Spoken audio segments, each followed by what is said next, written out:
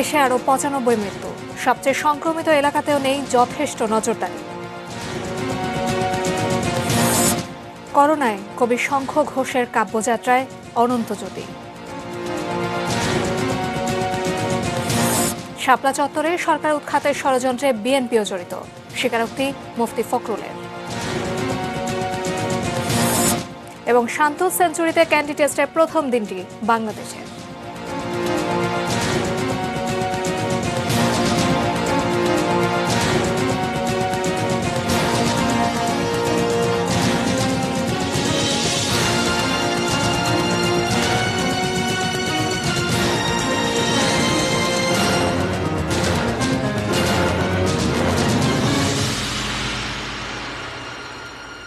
দেখছেন ATN news at 8-এ আপনাদের সবাইকে স্বাগত জানাচ্ছি। আমি জান্নাতুন নাহার জাকিয়া। এতক্ষণ সংবাদ শিরোনামগুলো শুনছিলেন। VSL angle channel HB VSL Bikrampur steel limited. এবারে বিস্তারিত এবং শুরুতেই দেশের করোনা পরিস্থিতি।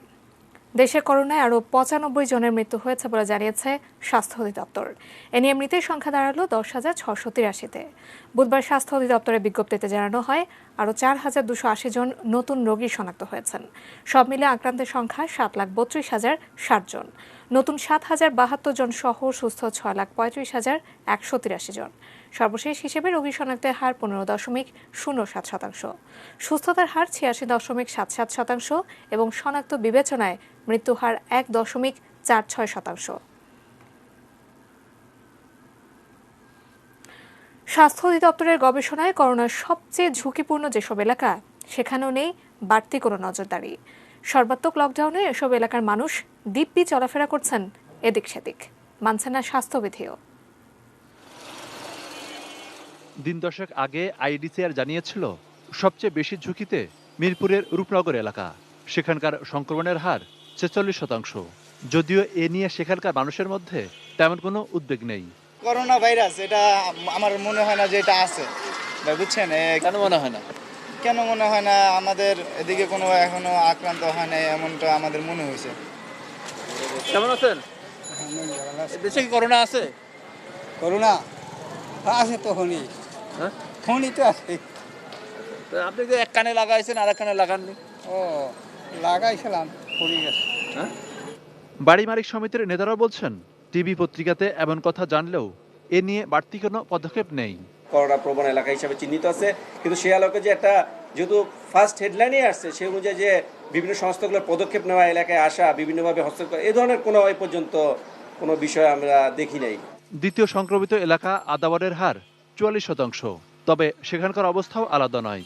নিত্য প্রয়োজনীয় পণ্য কেনার নামে মানুষের মধ্যে নিয়ম ভাঙার প্রতিযোগিতা। না বই হবাই খুলছি। আচ্ছা, আপনিও দেখলাম মাস্ক ছাড়া কথা বলছেন। আমি একটু দোকান সাজালাম তো, অনেক গরম লেগে গেছে, এই জন্য আর কি একটু খুলে রাখছি। আমি নাক খাচ্ছিলাম তো, একটু ঠান্ডা লাগছে, নাক খাচ্ছে, এই জন্য আর কি এটা নামাইছে। আর ওটা একটু খেয়াল হয়েছে। দেশে কি করোনা আছে? হ্যাঁ, দেশে করোনা আছে। আপনি তো আপনার কাছে তো মনে করোনা তো মনে হয় আপনি ভয় পান না? ও হেইয়া, এই তো একটা বিল দিয়ে এলাম, দেন না, গরমে ঘামাই গেছি, আমি মাস্ক দিতেই আছি। এই যে এইটা হইলো একটা স্যাম্পল। কেমন স্যাম্পল? মানে সবাই যেরকম দিয়েছে আমি ওইরকম দিছি। নানা অজুহাতে রাজধানী ছেড়ে যাওয়ার মানুষের সংখ্যাও কম নয়। প্রথম দিকে পুলিশের ব্যারিকেডগুলোতে অনেক কড়াকড়ি থাকলেও এখন বেশ শিথিল। তবে কোথাও কোথাও অনেকে ব্যারিকেড এড়াচ্ছেন ভিন্ন কৌশলে। এখান থেকে পাটুরিয়া ভাড়া কত? ভাড়া কত? 500-600 টাকা ভাড়া। কেউ গার্মেন্টসে, কেউ ডাক্তারের কাছে, কারো মা অসুস্থ, কাজ আছে, কোনো অজুহাত ছাড়া কোনো যাচ্ছে না। অজুহাত আছে, কেউ পাশ নিয়ে বেরোইছে। আপনার যে মাস্ক পরা উচিত ছিল না, এই যে আপনি এত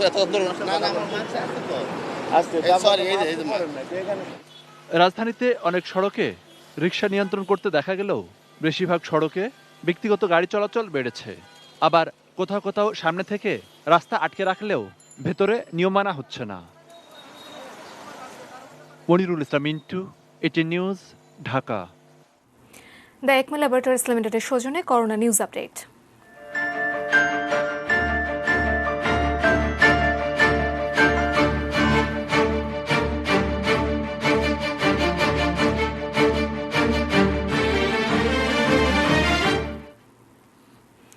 হাসপাতালে ভর্তি করোনা রোগীদের বেশিরভাগই মারা যাচ্ছেন ফুসফুসে দ্রুত সংক্রমণের কারণে। দীর্ঘকালীন অসুস্থতা না থাকার পরেও তরুণদের ফুসফুস খুব দ্রুত ক্ষতিগ্রস্ত হচ্ছে। ফুসফুসে সংক্রমণের পর আইসিইউতে নিয়েও বাঁচানো যাচ্ছে না অধিকাংশ রোগীকে। আহমেদ রাবি তানিমের রিপোর্ট। করোনা কতটা বিধ্বংসী, এর ক্ষত কতটা মারাত্মক তা হয়তো জানেন আইসিইউয়ে যুদ্ধ করে এইসব মানুষ। সেলিনা আক্তার ঢাকার মিরপুরের বাসিন্দা, বয়স হবে 29। মাত্র 4 দিন আগে ডায়রিয়া ও সামান্য শ্বাসকষ্ট নিয়ে ভর্তি হন শহীদ সোহরাওয়ার্দী হাসপাতালে। সিটি স্ক্যানের রিপোর্টে মেলে তার ফুসফুসের 50% বেশি করোনায় সংক্রমিত। এখন আইসিইউ এর জীবন মরণ যুদ্ধে এই তরুণী। জ্বর আসতেছে না, হঠাৎ করে দেখা যাচ্ছে ডায়রিয়া শুরু হয়ে গেছে, ভমিটিং হচ্ছে, হেডেক হচ্ছে, তারপরে হঠাৎ দ্রুত রুগীটা খারাপ হয়ে যাচ্ছে। সাথে সাথে আমরা যখন অক্সিজেন দিচ্ছি প্লাস হলো আমাদের সিটি স্ক্যান করছি, দেখি যে একটা মেসিভ অ্যামাউন্টের রুগীরই এফেক্টেড মোর দেন 50% হয়ে যাচ্ছে। বিশেষজ্ঞ চিকিৎসকরা বলছেন দেশে করোনার দ্বিতীয় ঢেউয়ে কম বয়সে আক্রান্তদের মৃত্যুহারই বেশি। করোনার প্রধান আক্রমণ ফুসফুসে, তারপর হৃদযন্ত্র এবং পর্যায়ক্রমে অন্যান্য অঙ্গ প্রত্যঙ্গকে আক্রান্ত করে। এবারে কিন্তু আমরা দেখছি যে এই হার্টের রোগীদের ক্ষেত্রে রোগীর আক্রান্ত অনেক বেশি। গতবার যেখানে ছিল 30%, এভাবে 50-60 হয়ে আছে হার্টের রোগীদের মৃত্যুর হার। খুব তাড়াতাড়ি ফুসফুস অ্যাটাক হচ্ছে, ফুসফুসে এফেক্টিভ 30-50% এফেক্ট হয়ে আছে, এবং ফুসফুসে এফেক্ট হয়ে গেলে কিন্তু তার এই হার্টের উপর চাপ পড়ে নেচারালি, যেহেতু হার্ট এবং ফুসফুস পাশাপাশি অঙ্গ, এবং হার্টে যদি রোগ থাকে সেটা ফুসফুসে রক্ত সাপ্লাই কম যাবে। করোনার নতুন ভ্যারিয়েন্টে কেবল দ্রুত সংক্রমণই নয়, রোগীদের জটিলতাও বাড়াচ্ছে। ফুসফুসে সংক্রমণের কারণে যাদের আগে থেকে ডায়াবেটিস, হাইপারটেনশন ও হৃদরোগের জটিলতা রয়েছে, তাদের অবস্থা খুব দ্রুতই খারাপ হয়ে যায়। দুর্ভাগ্যজনকভাবে দেখা যাচ্ছে যে কোনো রোগী এই অক্সিজেন দেওয়ার পরেও, আমাদের সমস্ত চেষ্টা করার পরেও, রেমডেসিভির দেওয়ার পরে বলেন, অক্সিজেন দেওয়ার পরে, যত ওষুধ আছে সবকিছু দেওয়ার পরেও কিন্তু তারা খারাপ হয়ে যাচ্ছে না, আমরা পাচ্ছি না।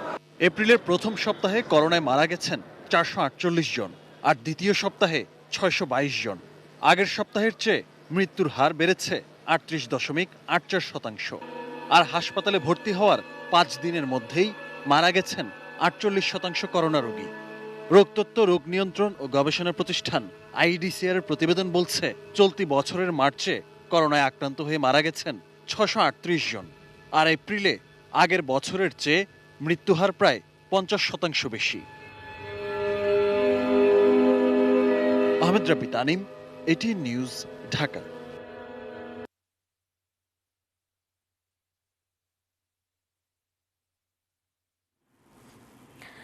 দেশে করোনায় মৃতদের অর্ধেকেরও বেশি শুধু ঢাকা বিভাগের। আর গত 1 মাসে মৃতদের মধ্যে ঢাকার বাসিন্দা 68%।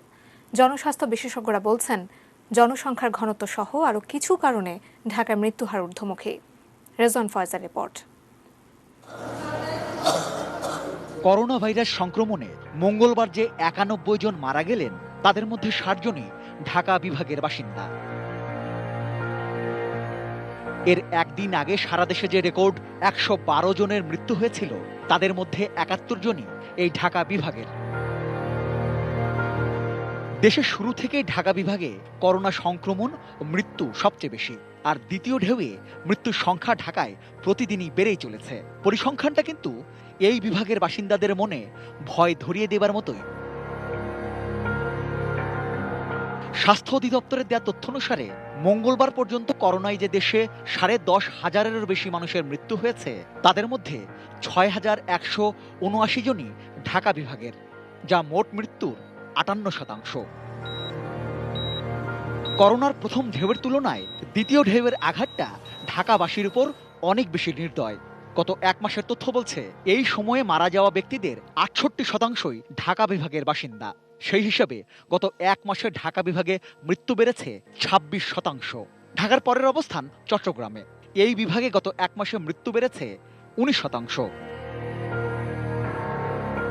করোনা ভাইরাসে গত 20 মার্চ থেকে 20 এপ্রিল পর্যন্ত মোট যে 1946 জনের মৃত্যু হয়েছে, তাদের মধ্যে 1321 জনই ঢাকা বিভাগের। অর্থাৎ গত 1 মাসে করোনা সংক্রমণে দেশে যত মৃত্যু হয়েছে, তার 2/3 বাস করতেন ঢাকা বিভাগে। আর নির্দিষ্টভাবে ঢাকা শহরের কথা বললে, শুরু থেকে ঢাকায় সংক্রমণের হার সবচেয়ে বেশি। বিশ্ব স্বাস্থ্য সংস্থা বলছে, বাংলাদেশে মোট শনাক্ত রোগীর 61.50% রাজধানীর বাসিন্দা। তবে মোট মৃত্যুর কত শতাংশ রাজধানীতে এখন পর্যন্ত তার সুনির্দিষ্ট তথ্য পাওয়া যায়নি। তবে অনেকেরই আশঙ্কা এখন পর্যন্ত যত মৃত্যু হয়েছে তার অন্তত অর্ধেক রাজধানীতে।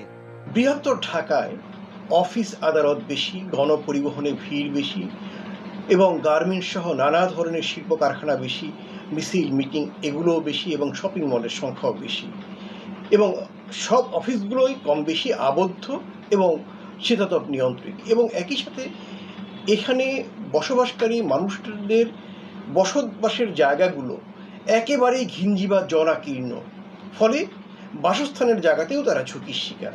জনস্বাস্থ্য বিশেষজ্ঞরা বলছেন, সংক্রমণ আর মৃত্যু কমাতে কঠোরভাবে স্বাস্থ্যবিধি মেনে চলার আপাতত আর কোনো বিকল্প নেই। আগামীতে হয়তো সর্বাত্মক যে বিধিনিষেধ সেটি বেশি দিন চালানো সম্ভব হবে না, কিন্তু আমাদের বহুদিন 5ই এপ্রিল যে বিধিনিষেধ জারি করা হয়েছে, সীমিত আকারে আমাদের অফিস আদালত চলা, সীমিত আকারে যানবাহন, সেটি কিন্তু আমাদের কয়েক মাস চালাতে হবে। অন্তত কোরবানির পর পর্যন্ত আমাদের এই সীমিত আকারে বিধিনিষেধ মেনে চলতে হবে। Rezwan Foyez, ATN news, Dhaka. চলে গেলেন কবি শঙ্খ ঘোষ। বুধবার বেলা 11:30টায় কলকাতার নিজের বাড়িতে শেষ নিঃশ্বাস ত্যাগ করেন তিনি। তার বয়স হয়েছিল 89 বছর। কবির প্রয়াণে এটিএন নিউজের শ্রদ্ধাঞ্জলি।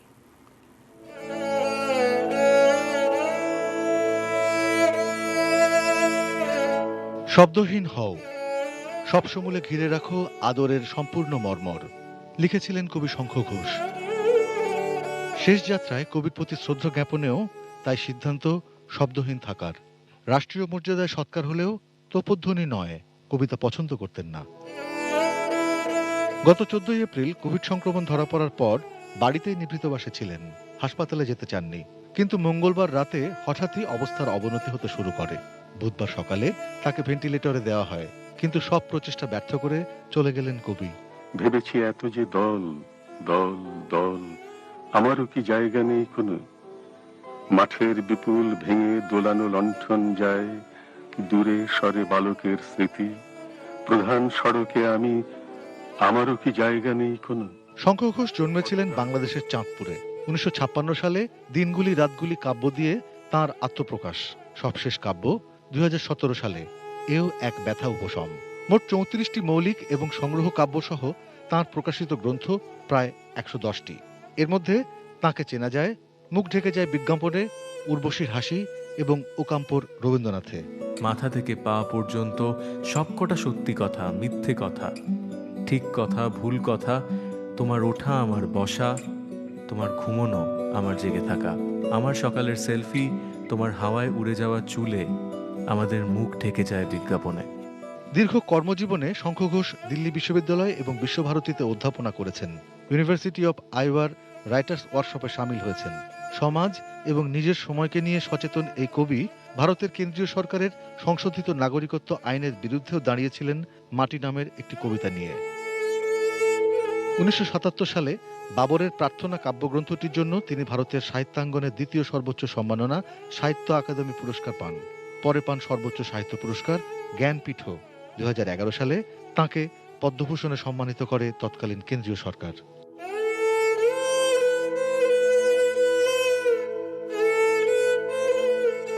অর্পণ মিত্র, এটিএন নিউজ, ঢাকা। গত 2019-এর মেতে পশ্চিমবঙ্গে নির্বাচন কভার করতে গিয়ে রাজনীতি, দেশ আর কবিতা নিয়ে কথা বলার চেষ্টা করেছিলেন মুন্নি সাহা। সে চেষ্টারই ছোট্ট একটি প্রতিবেদন আবারও প্রচার করছি, শঙ্খ ঘোষের প্রতি শ্রদ্ধা জানিয়ে।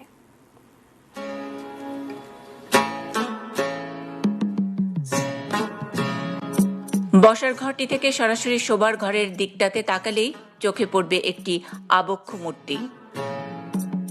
বিদ্যাসাগরের ভাঙা মূর্তি এবার ভারতের ভোটের রাজনীতিতে যে শঙ্খ বাজালো, তাতে কবির ঘরে ওই সাদা আবক্ষকে বিদ্যাসাগরই মনে হওয়া দোষের কিছু নয়।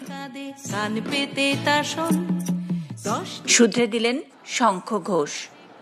কান পেতে শুনি, ওটা বিদ্যাসাগর নন, বাবা মনীন্দ্র কুমার ঘোষ। বাংলাদেশের বরিশালের বানুড়িপাড়ার এই ঘোষ বাবুটির রোল মডেল ছিলেন ঈশ্বরচন্দ্র বিদ্যাসাগর, রবীন্দ্রনাথ ঠাকুর এবং অশ্বিনী কুমার দত্ত। 2020-এ ঈশ্বরচন্দ্র বিদ্যাসাগরের জন্ম 200 বছর উদযাপনের অধিবাস শুরু হয়ে গেছে। আর এরই মধ্যে মমতা মোদির ভোটের লড়াইয়ে আক্রমণের শিকার বিদ্যাসাগর।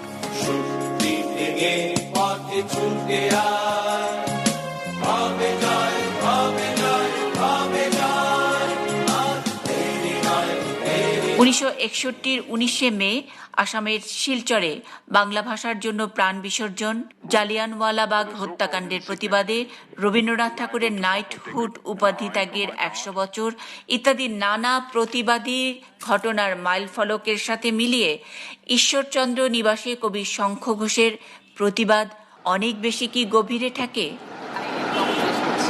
লেখা আর বলা দুটোর শক্তি প্রায় নিঃশেষ, তবু কান পেতে রই প্রতিবাদে কিভাবে বাজে এই জয়শঙ্খ, মিহি গলায় তার উচ্চারণ। আর কত অনাচার দেখার জন্য আমি বেঁচে আছি।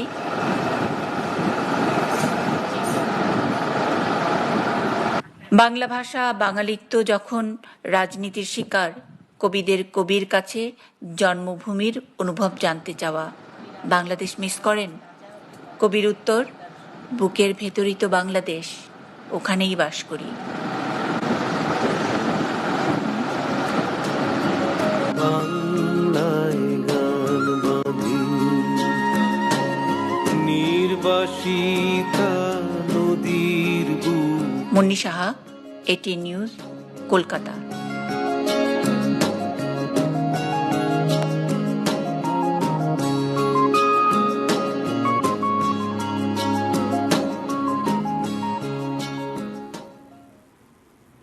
এবার অন্যান্য সংবাদ।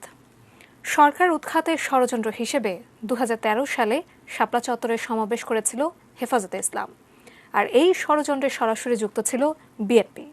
গ্রেপ্তার হেফাজত নেতাদের জিজ্ঞাসাবাদে উঠে এসেছে এমন তথ্য। আরও জানাচ্ছেন সাব্বির আহমেদ। স্বাধীনতার সুবর্ণ জয়ন্তীতে মোদি বিরোধী আন্দোলনের নামে রাজধানী ও রাজধানীর বাইরে আবারও সহিংসতার অভিযোগ হেফাজতে ইসলামের নেতাকর্মীদের বিরুদ্ধে। তাদের বিরুদ্ধে দেশব্যাপী প্রায় 150 মামলা হয়েছে। এসব মামলায় ধারাবাহিকভাবে গ্রেপ্তার হচ্ছেন হেফাজতের শীর্ষ নেতারা, আছেন রিমান্ডে। জিজ্ঞাসাবাদে হেফাজতের ঢাকা মহানগর কমিটির সাবেক প্রচার সম্পাদক মুফতি ফখরুল ইসলাম গোয়েন্দাদের কাছে স্বীকার করেছেন 2013 সালে হেফাজতের সমাবেশে সরকার উৎখাতের ষড়যন্ত্রে বিএনপিও জড়িত ছিল। 2013 যে হেফাজতের যে তাণ্ডব, সরকারের বিরুদ্ধে তখন একটা বড় কনস্পাইরেসি ছিল। সেই কনস্পাইরেসিতে কারা কারা অংশগ্রহণ করেছে, কারা কারা ছিল, তখনকার যে আপনার জাতীয়তাবাদী দলের সাথে দলের চেয়ারপারসনের সহ অনেকের সাথে বাবুনগরীর যে মিটিং হয়েছে এবং কার কার সাথে কী কথা হয়েছে, কারা কারা তাদেরকে রসদ সাপ্লাই দিয়েছিল এবং শাপলা চত্বরে বসে যাওয়ার জন্য এবং তাদেরকে সাপোর্ট দিয়েছিল বিভিন্নভাবে, এই বিষয়গুলো সেখানে ফুটে উঠেছে। 2013 সালের তাণ্ডবের মামলায় জুনায়েদ বাবুনগরী আদালতের স্বীকারোক্তি দিয়ে কারা ওই সমাবেশে অর্থের যোগান ও পেছন থেকে ইন্ধন দিয়েছে তা উল্লেখ করেছিলেন। এবার হেফাজত নেতা ফখরুল ইসলাম আদালতের স্বীকারোক্তিমূলক জবানবন্দি দিয়ে বিএনপি ও জামাতের সম্পৃক্ততার কথা স্বীকার করেছেন বলে জানান এই গোয়েন্দা কর্মকর্তা। বিরোধী দলের অনেকে জড়িত ছিল, তখনও এগুলো নাম এসেছে বাবুনগরীর 164 ধারা সহ আমাদের জিজ্ঞাসাবাদে এবং অন্যান্য সাক্ষ্য প্রমাণে সব জায়গায় কিন্তু এসেছে বিষয়গুলো। এবং এখনও এই আমরা যে জিজ্ঞাসাবাদ করছি এগুলোতে বোঝা যাচ্ছে এখনও আবার নতুন করে একটা কনস্পাইরেসি আবার হয়েছে। এদিকে রিমান্ডে থাকা হেফাজত নেতা মামুনুল হককে নিয়ে মাওলানা শামীম নামে লন্ডন প্রবাসী এক ব্যক্তি সামাজিক মাধ্যমে মিথ্যাচার করছে বলে দাবি করেন গোয়েন্দারা। শামীম বরগুনা জেলা বিএনপির যুগ্ম সাধারণ সম্পাদক ও ওলামা দলের নেতা। সে এমনভাবে বক্তব্য দিচ্ছে কেঁদে কেটে যে ও মনে হয় দেখেছে যে এখানে যে মামুনুলকে জিজ্ঞাসাবাদের সময় কোরআন শরীফ নিয়ে টয়লেটে ফেলে দিচ্ছে পুলিশ, তারপরে ওকে মারধর করে বিভিন্ন ধরনের করছে। এগুলো এই যে মিথ্যা প্রপাগান্ডা প্রচার, এগুলো কনস্পাইরেসির অংশ, কারণ নির্দেশে এই কনস্পাইরেসিগুলো করছে, এটাও মামলা হবে। Sabbir Ahmed, ATN news, Dhaka. News এর পর্যায়ে নিচ্ছি বাজেস্টিল বিরতি, এরপর আরো জানিয়ে ফিরব। ঢাকা পৌঁছেছে মেট্রো রেলের 4টি কোচ।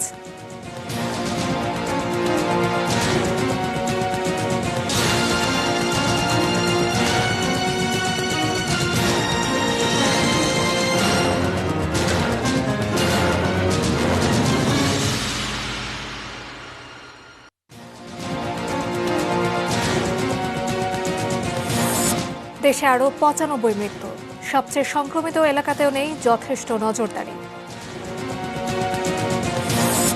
করোনায় কবি শঙ্খ ঘোষের কাব্যযাত্রায় অনন্ত জ্যোতি।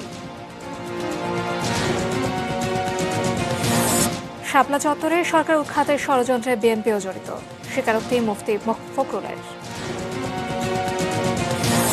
এবং শান্ত সেঞ্চুরিতে ক্যান্ডি টেস্টের প্রথম দিনটি বাংলাদেশের।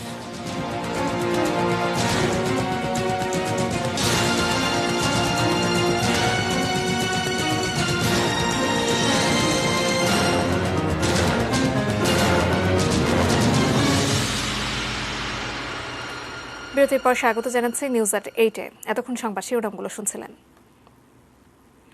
নির্ধারিত সময়ের 2 দিন আগেই ঢাকা এসে পৌঁছেছে মেট্রো রেলের প্রথম 4টি কোচ সেট। বিকাল 4:30টার দিকে কোচ বহনকারী বার্জ তুরাগ নদী হয়ে উত্তরার দিয়াবাড়িতে অবস্থিত ঢাকা মাস ট্রানজিট কোম্পানি লিমিটেডের জেটিতে পৌঁছায়। এর আগে গত 4 মার্চ জাপানের কোবে বন্দর থেকে ঢাকার উদ্দেশ্যে যাত্রা শুরু করে কোচগুলো। 31 মার্চ বিকেল 4:30টায় মোংলা বন্দরে পৌঁছে। পরের দিন কোচগুলো খালাসের পর বার্জে করে ঢাকার উদ্দেশ্যে রওনা হয়। দিয়াবাড়ি ঘাট থেকে কোচগুলো আগামী 23 এপ্রিল ট্রেলারে করে উত্তরায় মেট্রো রেলের ডিপোতে নেওয়া হবে বলে জানিয়েছেন ডিএমটিসিএল এর ব্যবস্থাপনা পরিচালক।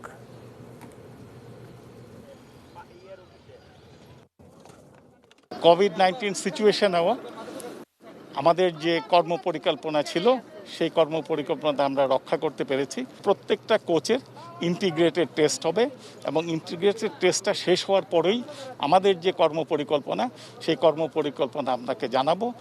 তার আগে মাননীয় মন্ত্রী মহোদয় জাইকা থেকে এবং জাপান এমবেসি থেকে আমরা সবাইকে ওখানে যেদিন আমরা এটাকে আনকভার করব সেই দিন ওনারা সবাই আসবেন এবং তখন আমরা এটা আনকভার করব। তখন দেশবাসী এটা দেখতে পারবে বাহিরে এবং ভিতরে। সাতক্ষীরার একটি মৎস্য ঘেরে বিষ দিয়ে প্রায় 10 লাখেরও বেশি মূল্যের মাছ নিধনের অভিযোগ উঠেছে প্রতিবেশীদের বিরুদ্ধে। ঘের মালিক রাকিব হাসান রনি জানান, বুধবার সকালে স্থানীয়রা খবর দিলে মৎস্য ঘেরে গিয়ে তিনি রুই, কাতলা, সিলভার কাপ সহ বিভিন্ন প্রজাতির মাছ মরে ভেসে উঠতে দেখেন। তিনি আরও অভিযোগ করেন, গত 10 দিন আগে তার মৎস্য ঘের থেকে একটি মোটর চুরি হয়ে গেছে। পূর্ব শত্রুতার জের ধরে প্রতিবেশী মিন্টু, মনিরুল ও আজহারুল এই কাজটি করতে পারে বলে তিনি প্রাথমিকভাবে ধারণা করছেন। এ বিষয়ে মিন্টু জানান, তার বিরুদ্ধে মিথ্যা অপবাদ দেওয়া হচ্ছে। এ নিয়ে থানায় উভয় পক্ষ থেকেই অভিযোগ দায়ের করা হয়েছে। তীব্র গরম ও পানি দূষণের ফলে বরিশাল বিভাগের 6 জেলায় নতুন করে ডায়রিয়ায় আক্রান্তের সংখ্যা প্রায় 2000 ছাড়িয়েছে। মারা গেছেন কমপক্ষে 8 জন। রোগীর চাপ সামলাতে হিমশিম খাচ্ছেন হাসপাতালগুলো। রয়েছে স্যালাইন ও ওষুধের সংকটও। বিস্তারিত ডেস্ক রিপোর্টে।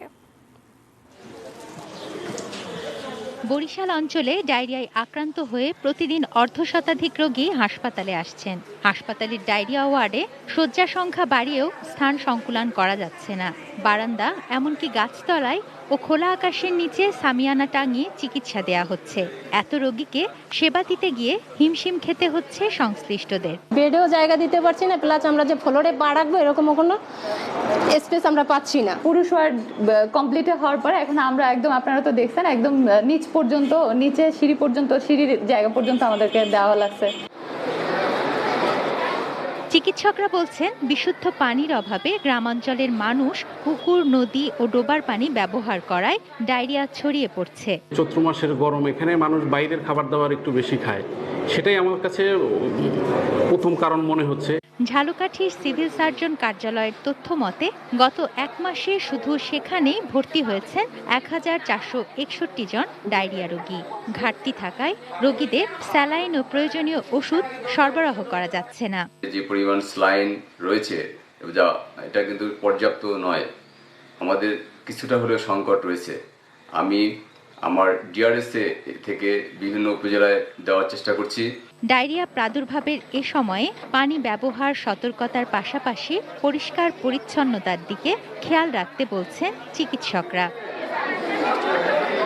তুনাজিনা Tonu, desk report, ATN news. Social Islami bank limited বাণিজ্য সংবাদ।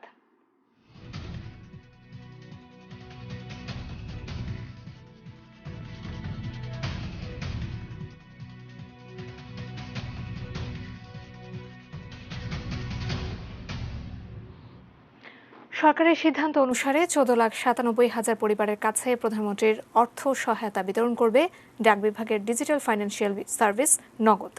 চলমান করোনা ভাইরাস পরিস্থিতিতে বিভিন্ন পেশায় নিয়োজিত নিম্ন আয়ের প্রায় 33,39,000 পরিবারকে মোবাইল ফাইন্যান্সিয়াল সার্ভিস MFS এর মাধ্যমে সহায়তা দেওয়ার সিদ্ধান্ত নিয়েছে সরকার। সরকারের সিদ্ধান্ত অনুসারে এই দফায় MFS এর মাধ্যমে 834 কোটি 73 লাখ টাকা বিতরণ করা হবে। প্রথমবার নগদের মাধ্যমে 12,90,000 পরিবারকে প্রধানমন্ত্রীর সহায়তা দেওয়া হয়েছিল।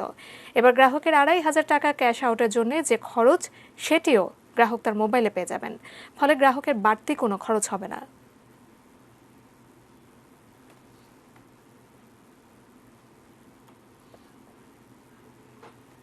মেটাল প্রেজেন্স কৃষি সংবাদ, সুজলা সুফলা।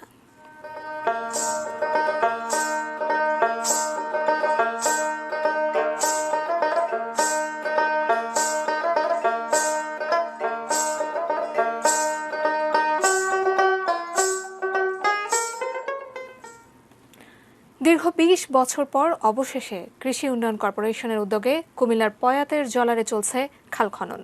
জলাবদ্ধতার কারণে এতদিন যে কৃষক দুর্ভোগ পোহাতে হয়েছে, এখন তাদের চোখে নতুন ফসলের স্বপ্ন। জেলার বুড়িচং উপজেলা 4টি ইউনিয়নের 12,000 একর জমি নিয়ে পয়াতের জলার অবস্থান। দীর্ঘদিন ওই এলাকায় জলাবদ্ধতা থাকায় বেশিরভাগ সময় নষ্ট হয়ে যেত ক্ষেতের ফসল। এছাড়া অবৈধ দখল ও বিভিন্ন অংশে অপরিকল্পিত স্থাপনা নির্মাণের কারণে সংলগ্ন খালগুলোর অস্তিত্ব ছিল বিলীন হওয়ার পথে। তবে খননের ফলে অনাবাদি জমিতে এবার ফসল ফলবে, সেই সুদিনের স্বপ্নে বিভোর পয়াতের জলার 5,000 কৃষক।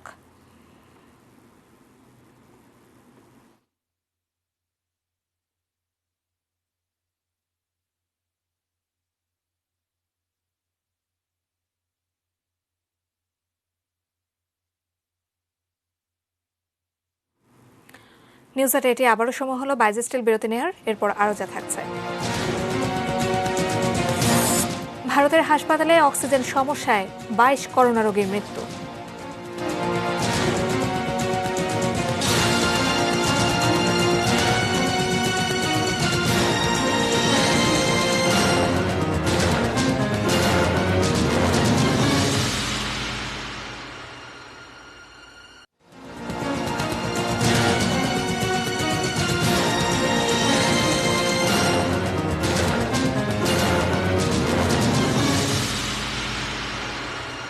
বিরতির পর আবারও স্বাগত নিউজ এট 8-এ। ইফটিজিং এর দায়ে শাস্তির পর বাড়িতে হামলার মামলায় জামিন পেয়ে ভুক্তভোগী পরিবারকে আবারও হুমকি দিচ্ছে বখাটেরা। এ ঘটনায় সুনামগঞ্জের তাহিরপুর উপজেলার টাকাটুকিয়া গ্রামের কয়েকজন স্কুল ছাত্রীকে দীর্ঘদিন ধরে উত্ত্যক্ত করত কাশেম মিয়া, লাইট মিয়া, মুসা মিয়া ও পাবেল মিয়া। এ নিয়ে 4 মাস আগে স্থানীয় এক সালিশে অভিযুক্তদের কান ধরে ওঠবোস করানো হয়। ওই বখাটেরা পরে গত 14 এপ্রিল গ্রামের দেবেন্দ্র বর্মনের বাড়িতে হামলা চালালে 8 জন আহত হন।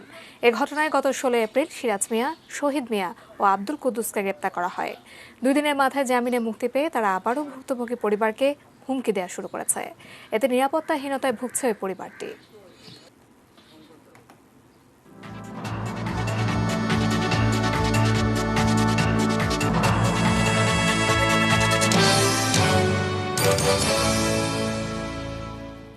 আন্তর্জাতিক প্রসঙ্গ। মহারাষ্ট্রের নাসিক শহরের একটি হাসপাতালে হঠাৎ অক্সিজেন সরবরাহ বন্ধ হয়ে করুণ মৃত্যু হয়েছে 22 করোনা রোগীর। রাজ্যের স্বাস্থ্য মন্ত্রণালয় অক্সিজেন না পেয়ে ভেন্টিলেশনে থাকা ওই রোগীদের মৃত্যুর বিষয়টি স্বীকার করেছে। এনডিটিভি জানায়, বুধবার দুপুরে নাসিকের একটি সরকারি কোভিড হাসপাতাল চত্বরে রাখা ট্যাঙ্কারে অক্সিজেন ভরার সময় লিকেজ হয়। এতে প্রায় 30 মিনিট ধরে হাসপাতালে অক্সিজেন সরবরাহ বন্ধ থাকে। এ সময় ওই হাসপাতালে করোনা রোগী ছিল 1.5 শতাধিক। করোনা সংক্রমণের দ্বিতীয় ঢেউয়ে ভারতে আক্রান্তের সংখ্যা বেড়ে যাওয়ায় দেখা দিয়েছে চরম অক্সিজেন সংকট। মহারাষ্ট্রে এমন একদিনে এই ঘটনা ঘটল যেদিন ভারতে দৈনিক শনাক্ত নতুন রোগীর সংখ্যা রেকর্ড 3 লাখের কাছাকাছি পৌঁছেছে এবং সারা দেশে একদিনে মারা গেছে 2000-এর বেশি মানুষ।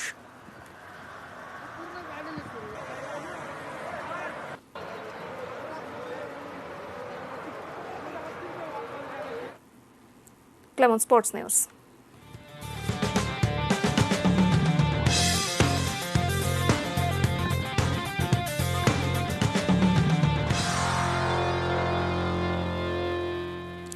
নাজমুল শান্তর প্রথম টেস্ট সেঞ্চুরি, সঙ্গে তামিম ও মুমিনুলের দুটি 50-তে শ্রীলঙ্কার বিপক্ষে প্রথম দিনটি বাংলাদেশের। দিন শেষে টাইগারদের সংগ্রহ 2 উইকেটে 302 রান। সিনিয়র ক্রিকেটারদের কথার বানে ক্রিকেট পাড়ায় চাপা উত্তেজনা। সে কারণেই একটি ভালো দিনের অপেক্ষায় বাংলাদেশ ক্রিকেট দল, সেটি এলো নাজমুল শান্তর হাত ধরে।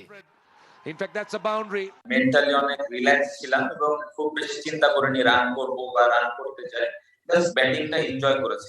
যখনই ব্যাটিং করছি শুরু থেকে শেষ পর্যন্ত জাস্ট বল দেখছি আর ব্যাটিং করছি। কত বল খেললাম বা কত রান করলাম এই জিনিসটা নিয়ে খুব বেশি চিন্তা করিনি। পাল্লা কেলেতে দিনের শুরুটা অবশ্য ভালো হয়নি বাংলাদেশের। 0 রানেই প্যাভিলিয়নে ফেরেন সাইফ হাসান।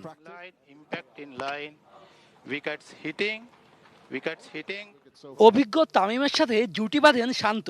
চোখ জোড়ানো ব্যাটিংয়ে প্রথম সেশনে তারা তোলেন 106 রান। অর্ধশতকের আগেই মুশফিককে পেছনে ফেলে টেস্টে বাংলাদেশিদের মধ্যে সর্বোচ্চ রানের মালিক এখন তামিম।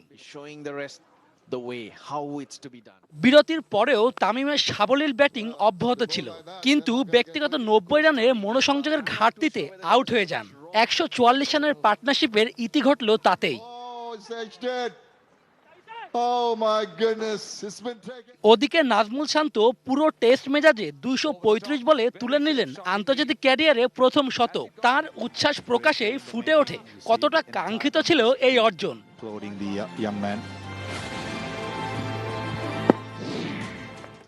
দিনের বাকি সেশনে কোনো অঘটন ঘটেনি। শান্তর নামের পাশে জলজল করছিল 126 আর মুমিনুলের 64। অপরাজিত দুজনই। বাংলাদেশের দিনের সংগ্রহ 2 উইকেটে 302। Shubhodeb Nath, sports desk, ATN news. শেষ করব নিউজ এট 8। তার আগে সংবাদ শিরোনামগুলো জানিয়ে দিচ্ছে আরও একবার। দেশে আরও 95 মৃত্যু। সবচেয়ে সংক্রমিত এলাকাতেও নেই যথেষ্ট নজরদারি। করোনায় কবি শঙ্খ ঘোষের কাব্যযাত্রায় অনন্ত জ্যোতি। শাপলা চত্বরে সরকার উৎখাতের ষড়যন্ত্রে বিএনপিও জড়িত, স্বীকারোক্তি মুফতি ফখরুলের। শান্ত সেঞ্চুরিতে ক্যান্ডি টেস্টের প্রথম দিনটি বাংলাদেশের। ঢাকা পৌঁছেছে মেট্রো রেলের 4টি কোচ।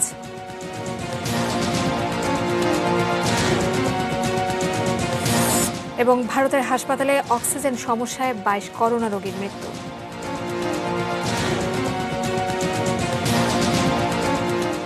এ ছিল নিউজ এট 8।